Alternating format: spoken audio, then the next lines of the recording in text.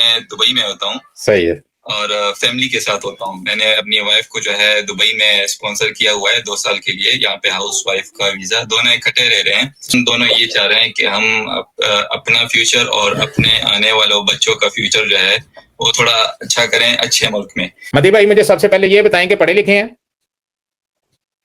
जी, अब्दुल वली Khan university से bachelor किया हुआ है आर्ट्स में। 47% मार्क्स हैं।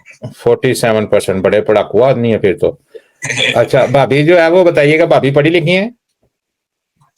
उस पे मैंने मैट्रिक किया हुआ है, क्योंकि हम पठान है, बस इस पे मैंने बहुत मुश्किल से मैट्रिक करवा दिया है। सही हो गया, ठीक हो गया।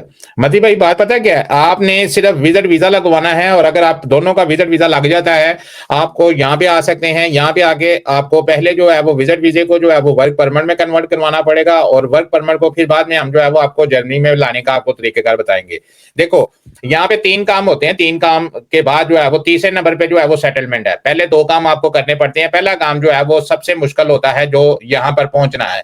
आप अगर विजिट वीजा लगवा लेते हैं, आप वर्क वीजा लगवा लेते हैं, या आप किसी भी तरीके से यहाँ पे आ जाते हैं, तो सबसे पहला काम है कि आपने यहाँ पे पहुंचना कैसे है।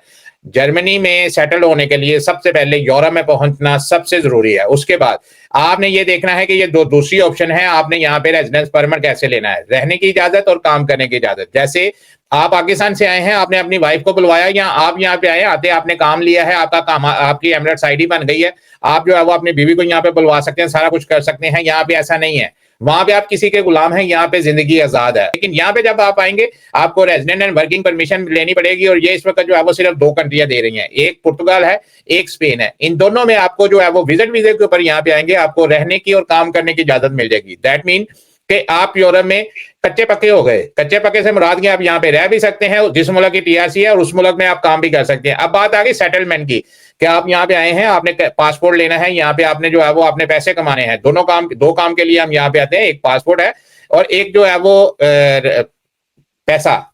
अब पासपोर्ट और पैसा लेने के लिए अगर आप पुर्तगाल में ठहरेंगे, तो अभी के कानून के मुताबिक 5 साल बाद लोग जमा तो करवाते हैं, 2 साल बाद मिल जाता है। लेकिन अब जो पार्टीज हैं वहां पे पॉलिटिकल पार्टी वो कह रही है कि भी इसको जो है वो बढ़ा के 10 साल किया जाए। अगर कानून 10 साल का हो जाता है, तो आपको नेशनैलिटी मिलेगी 12 से 14 साल बाद। 14 साल बाद नेशनैलिटी पुर्तगाल में मिलेगी। इसी तरह अगर आप स्पेन में चले जाते हैं, वहां पे 2 साल आप इल्लीगल रहेंगे। 2 साल के बाद आप जो है वो पेपर जमा करवाएंगे। 6 महीने पेपर लेते हुए लग जाएंगे, 1 साल लगा ले 3 साल, 10 साल आप वहां पे लीगल रहेंगे। 13 साल और 1 साल बाद आपको नेशनैलिटी मिलेगी। दैट मीन वहां पे भी आपको 14 साल लग जाएंगे पासपोर्ट लेते लेते। अगर आप 6 साल जर्मनी में आके करते हैं, तो आपको जर्मनी का पासपोर्ट जो है वो 6 साल बाद मिल जाएगा। दैट मीन सेटलमेंट करेंगे जर्मनी में, तो ज्यादा पैसा भी कमाएंगे और ज्यादा जल्दी नेशनैलिटी भी मिल जाएगी।